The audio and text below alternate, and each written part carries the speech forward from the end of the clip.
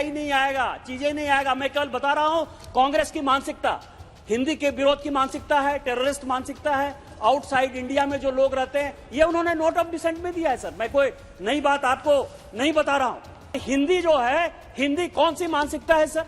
आज आप समझिए कि पूजा होता है कश्मीर से कन्याकुमारी तक, यदि आप जाइए तो कोई भी पंडित हो, चाहे वो तमिल बोलने वाला हो, तेलुगु बोलने वाला हो, मलयालम बोलने वाला हो, भोजपुरी कन्नड़ बोलने वाला हो, वो सभी संस्कृत में ही पूजा कराता है। और यही मानसिकता है सर कि उनको जो गुलामी की मानसिकता, भूलने की मानसिकता है, जिसके ऊपर मैं कह रहा था कि ये देश जो है मुगल काल से देश नहीं है, ये काल मुगल या अंग्रेजों के आने के बाद ये देश नहीं बना है। ये देश जो है 4 वेद, 13 उपनिषद और रामायण और महाभारत हजारों हजार साल से आया है। और उसी मानसिकता के साथ यदि आप बात करेंगे तो आपको यह समझ में आएगा कि यह जो विरोध आप कर रहे हैं वो गलत विरोध कर रहे हैं। जब नाश मनुष्य पर छाता है, पहले विवेक मर जाता है सर। यह विरोध क्यों? पूरा का पूरा अपोजिशन 2 वीक बड़े अच्छे से सांसद चलाता रहा। आज अपोजिशन के लोगों ने खुद ही यह निर्णय किया कि मुझे जल्दी से निकालो, मुझे जल्दी से निकालो। अभी भी जो ये 3-4 लोग हैं सर, जिस तरह से कागज फेंक रहे हैं, आपने कभी निर्णय सोचा कि इसके बारे में कि क्या कांग्रेस और उनके समर्थित पार्टियों का क्या उद्देश्य है? उद्देश्य यह है सर कि इनको कुछ नहीं करना है, क्योंकि इनको पता है कि मोदी है तो मुमकिन है, और मोदी इस तरह का काम करके चला जाएगा कि फिर इन लोगों को जो है वापस लौटने का कोई रास्ता नहीं होगा। आज मल्लिकार्जुन खड़गे साहब को जो है कल कैंडिडेट बनाया गया प्रधानमंत्री जी का। आप समझिए कि केवल लिप सर्विस किस तरह से कांग्रेस करती है और किस तरह का माहौल पैदा करती है। अंबेडकर जी को जिस कांग्रेस ने की हराया, योगेंद्र मंडल जी को बांग्लादेश पाकिस्तान भगा दिया, बाबू जगजीवन राम को कांग्रेस छोड़ने के लिए मजबूर कर दिया, आज उसके लिए मल्लिकार्जुन खड़गे नजर आते हैं। उनको यह लगता है कि यह बिल यदि आ जाएगा तो शेड्यूल कास्ट, शेड्यूल ट्राइब को फायदा हो जाएगा। उनको यह लगता है कि कालेलकर कमेटी के बाद भी हमने ओबीसी रिजर्वेशन नहीं दिया, मंडल कमीशन के बाद भी ओबीसी रिजर्वेशन नहीं दिया, ओबीसी के जो अध्यक्ष रहे सीताराम केसरी जी, उनको हमने बेइज्जत करके कांग्रेस से निकाल दिया, फिर भी ओबीसी जातिगत जनगणना की बात करेंगे तो ये ओबीसी मूर्ख हैं। उनको लगता है कि ये जो बिल आ रहा है इसमें ओबीसी को फायदा होगा, इसीलिए वो उसका विरोध कर रहे हैं। मैं पार्लियामेंट की बात करता हूं। आप यह समझें कि इनको सीआरपीसी, आईपीसी, भारतीय न्याय संहिता, भारतीय नागरिक सुरक्षा संस्था, भारतीय एविडेंस एक्ट में जो समस्या नजर आ रही है कि 130 करोड़ लोगों को राहत आएगी, उसमें उन्होंने पार्लियामेंट का विषय, और मैं ये सारे लोगों के, चूंकि अध्यक्ष जी ने पत्र लिखा है इसलिए जानकारी देना चाहता हूं कि पार्लियामेंट की जो उस दिन की घटना है वो 27वीं घटना है। माननीय अध्यक्ष जी ने 17 घटनाओं का जिक्र किया है, 10 घटनाओं का जिक्र मैं कर देता हूं।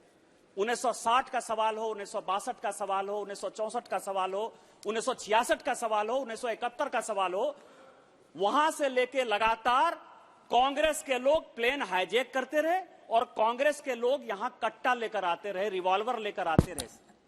कभी भी पार्लियामेंट में किसी अपोजिशन पार्टी ने, चाहे वो जनसंघ हो, चाहे वो भारतीय जनता पार्टी हो, चाहे उस वक्त की जनता दल हो, कभी किसी ने पार्लियामेंट रोकने का प्रयास नहीं किया, क्योंकि संसद जो है, संसद का जो लॉ एंड ऑर्डर है, इसको मैनेज करने का जो अधिकार है वो केवल और केवल लोकसभा अध्यक्ष, लोकसभा सेक्रेटेरिएट को, और लोकसभा अध्यक्ष और लोकसभा सेक्रेटेरिएट पर इस सदन में कभी चर्चा नहीं हुई। लेकिन पहली बार ऐसा है सर, क्योंकि यह बिल आ रहा था और यह बिल आम गांव, गरीब, किसान, महिला, दलित के सम्मान के लिए आ रहा था, इस बिल को किसी तरह से नहीं पास करें, इसके लिए ये विरोध की राजनीति कांग्रेस कर रही है और नहीं मुद्दे को वो मुद्दा बनाने की कोशिश कर रही है। ये इसका सवाल है सर। मैंने देखा डिसेंट, नोट ऑफ डिसेंट, जिसके ऊपर बहुत कम चर्चा हुई। आप मानसिकता समझ सकते हैं सर कि कांग्रेस और उसके अपोजिशन की क्या मानसिकता है। उन्होंने नोट ऑफ डिसेंट दिया है। नोट ऑफ डिसेंट उन्होंने 3-4 विषय पर दिया है इस बिल पर, जिससे कि आपको लगेगा कि वो विरोध क्यों कर रहे हैं। एक उन्होंने नोट ऑफ डिसेंट दिया सर कि ये जो भारतीय न्याय संहिता है, भारतीय नागरिक सुरक्षा संहिता है और भारतीय साक्ष्य बिल है, ये जो है हिंदी में है, नॉर्थ और साउथ का डिवाइड, मतलब देश को बांटने के लिए, पाकिस्तान और भारत के बांटने के बाद भी आज उनको खुशी नहीं है कि भारत यूनाइटेड है, भारत मजबूत है और माननीय प्रधानमंत्री जी के नेतृत्व में भारत आज विश्व की सबसे बड़ी ताकत बनने के लिए तैयार है। यह उनको मंजूर नहीं है सर। उन्होंने कहा कि यह हिंदी है। आप यह समझें सर, यह जो पार्लियामेंट है, पुराना पार्लियामेंट, जहां से कि अभी हम लोग नए पार्लियामेंट में आए, जो नॉर्थ ब्लॉक है, जो साउथ ब्लॉक है, जो सुप्रीम कोर्ट की मैंने बात की कि यतो धर्मा ततो जय, या राष्ट्रपति भवन है सर, यह सारी बिल्डिंग अंग्रेजों ने बनाई, हमने नहीं बनाई सर। आज हम भले नए बिल्डिंग में आ गए, माननीय प्रधानमंत्री जी ने यह नया बिल्डिंग दिया। मैं चैलेंज करता हूं कांग्रेस के सारे मित्रों को कि जाकर एक बार दोबारा पढ़िए। 70 साल आप वहां गए होंगे तो केवल पैसा कमाने के लिए गए होंगे, आपने कुछ देखा नहीं होगा कि उसमें क्या लिखा हुआ है, पढ़ा हुआ है। सभी बिल्डिंग में केवल और केवल संस्कृत के श्लोक हैं सर। एक भी अंग्रेजी का कोई वाक्य नहीं है, एक भी बाइबिल का कोई वाक्य नहीं है, एक भी कुरान का कोई वाक्य नहीं है। तो क्या आप उस बिल्डिंग में जाकर नहीं बैठे? और हिंदी जो है, हिंदी कौन सी मानसिकता है सर? आज आप समझिए कि पूजा होता है, कश्मीर से कन्याकुमारी तक यदि आप जाइए तो कोई भी पंडित हो, चाहे वो तमिल बोलने वाला हो, तेलुगु बोलने वाला हो, मलयालम बोलने वाला हो, भोजपुरी कन्नड़ बोलने वाला हो, वो सभी संस्कृत में ही पूजा कराता है। और यही मानसिकता है सर कि उनको जो गुलामी की मानसिकता, भूलने की मानसिकता है, जिसके ऊपर मैं कह रहा था कि ये देश जो है मुगल काल से देश नहीं है। ये काल मुगल या अंग्रेजों के आने के बाद ये देश नहीं बना है। ये देश जो है 4 वेद, 13 उपनिषद और रामायण और महाभारत हजारों हजार साल से आया है। और उसी मानसिकता के साथ यदि आप बात करेंगे तो आपको यह समझ में आएगा कि यह जो विरोध आप कर रहे हैं वो गलत विरोध कर रहे हैं। दूसरा जो उनका विरोध है सर, उनका विरोध है कि लोगों को फांसी नहीं होनी चाहिए। क्यों नहीं फांसी होनी चाहिए? पोटा के कानून को आपने रोका, उसके आधार पर उसके बाद आप यूएपीए लेकर आ गए, उसके बाद आप एनआईए बना लिए। लेकिन आपको क्या लगता है कि इस देश में टेररिस्ट आ जाए, दाऊद इब्राहिम बम विस्फोट करके चला जाए, लेकिन उसको फांसी नहीं होनी चाहिए? ये कानून से फांसी। और आप कहेंगे कि अभी तक 6 लोगों को हमने फांसी दी है। कानून जो है सर, कानून केवल भय दिखाता है।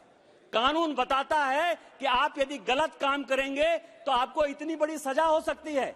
इसमें कन्विक्शन कितना हुआ, फांसी क्या हुआ, ये आतंकवाद के खिलाफ जो इसमें हमने एक बड़ा कानून जो बनाया है सर, टेररिज्म को जो हमने डिफाइन किया है, टेररिस्ट एक्टिविटी को जो हम रोकने की कोशिश कर रहे हैं, इस कारण से उन्होंने नोट ऑफ डिसेंट दिया। नोट ऑफ डिसेंट का एक और अच्छा बात बताऊं सर, लोग कहते हैं आप दिग्विजय सिंह का नोट ऑफ डिसेंट देख लीजिए, अधीर चौधरी जी का नोट ऑफ डिसेंट देख लीजिए, रवनीत बिट्टू का नोट ऑफ डिसेंट देख लीजिए। तीनों ने अलग अलग नोट ऑफ डिसेंट दिया है। तीनों का लाइन, कॉमा, फुल स्टॉप सब एक ही है सर।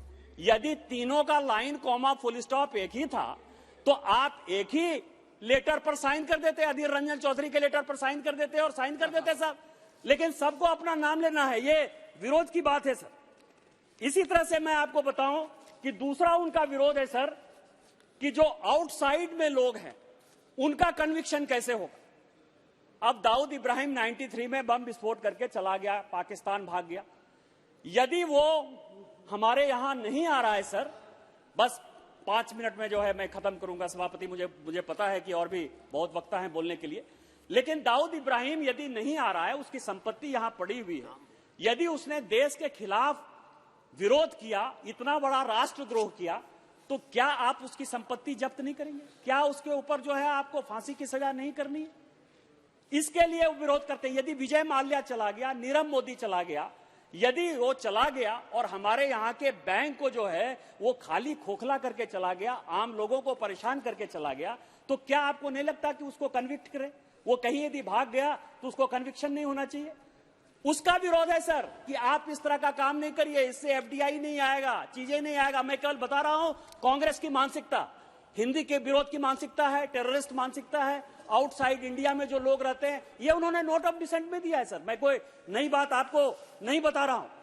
दूसरा सवाल है, कई एक लोगों को मैं जानकारी दे दूं कि ये सरकार ऐसी है जो आम लोगों के लिए चिंतित है। हमारी तरफ से भी वक्ता बोलते रहे काफी कि अडल्ट्रेशन पर यह होना चाहिए, आंदोलन पर यह होना चाहिए। कई एक एक्ट ऐसे हैं जो स्पेशल एक्ट, एडल्ट्रेशन का अलग से एक्ट है, उसमें फांसी तक की सजा है, आजीवन कारावास की सजा है। इसीलिए आईपीसी में यदि ये धारा इस तरह से है तो इसमें आपको भारतीय न्याय संहिता में बहुत परेशान होने की आवश्यकता नहीं है सर। और चौथा जो उनका विरोध है सर, जो मेन विरोध है कि पुराना ही बिल है, उसको कट पेस्ट करके जो है हमने डाल दिया। अब आप ये बताएं कि आजादी का ये 75 साल है, हमारे पहले भी यहां सांसद होते रहे, इस पार्लियामेंट में किस तरह की चर्चा होती है सर? किसी को रोटी चाहिए, किसी को कपड़ा चाहिए, किसी को मकान चाहिए, किसी को स्वास्थ्य चाहिए। उसी तरह से महिलाओं के ऊपर यदि जुर्म होगा तो क्या सजा होनी चाहिए, गैंग रेप होगा क्या सजा होना चाहिए, टेररिज्म का होगा क्या सजा होना चाहिए। मैं आपको बताऊं कि कोई और भी अलग बातचीत हो सकती है क्या सर? हो सकती है। आर्म फोर्सेस के साथ हमारा बिहेवियर कैसा होना चाहिए, एडल्ट्री के साथ हमारा बिहेवियर कैसा होना चाहिए। हम 377 और एडल्ट्री के खिलाफ हैं। और मैं आपको बताऊं कि जो सुप्रीम कोर्ट ने यतो धर्म ततो जय की बात कही, तो उन्होंने जय की बात नहीं की, धर्म की तो बात ही नहीं कर रहा है। कोई भी धर्म जो है एडल्ट्री को और 377 को जो है अननेचुरल सेक्स को बढ़ावा नहीं देता है। सुप्रीम कोर्ट ने जो भी किया वो गलत किया और सारे लोगों ने आग्रह किया है, सरकार जो भी होगी सरकार बातचीत करेगी। लेकिन मैं आपको बताऊं कि रोटी कपड़ा मकान स्वास्थ्य जब मेन विषय है तो कोई भी यदि सजा देनी होगी, मर्डर का जो सजा होगा, रेप का जो सजा होगा वो बराबर होगा। तो उसके लिए आप कहेंगे कि हमने जो है पुरानी बोतल में जो है नई शराब डाल दी या नई शराब जो है पुरानी बोतल में डाल दी। हम माननीय प्रधानमंत्री जी के और गृह मंत्री जी के शुक्रगुजार हैं कि उन्होंने जो मुगलों की निशानी थी, जो अंग्रेजों की निशानी थी, उसको मिटाकर भारतीय परंपरा को स्थापित करने के लिए ये बिल लाने का फैसला किया है, भारतीय मानसिकता के साथ कि हमारे यहां पिता का पुत्र के साथ, पत्नी के साथ, ज्वाइंट फैमिली में किस तरह का संबंध होता है, वो लेकर आए हैं। अंत में मैं दिनकर की एक कविता के साथ माननीय प्रधानमंत्री जी और गृह मंत्री जी का जो है धन्यवाद देना चाहता हूं कि कह दे शंकर से आज कहे, क्योंकि मैं बाबा बैद्यनाथ के क्षेत्र से आता हूं सर, 12 ज्योतिर्लिंग के क्षेत्र से, कि कह दे शंकर से आज कहे, वो प्रथम दिव्य फिर एक बार कहे, सारे भारत में गूंज उठे हर हर बम बम का जयकारा, हर हर बम बम का जयकारा। और जो भारतीय सभ्यता और संस्कृति है वो फिर से कायम हो, 130 करोड़ लोगों को न्याय मिले। आपने मुझे वक्त दिया, इन्हीं शब्दों के साथ जय हिंद जय भारत।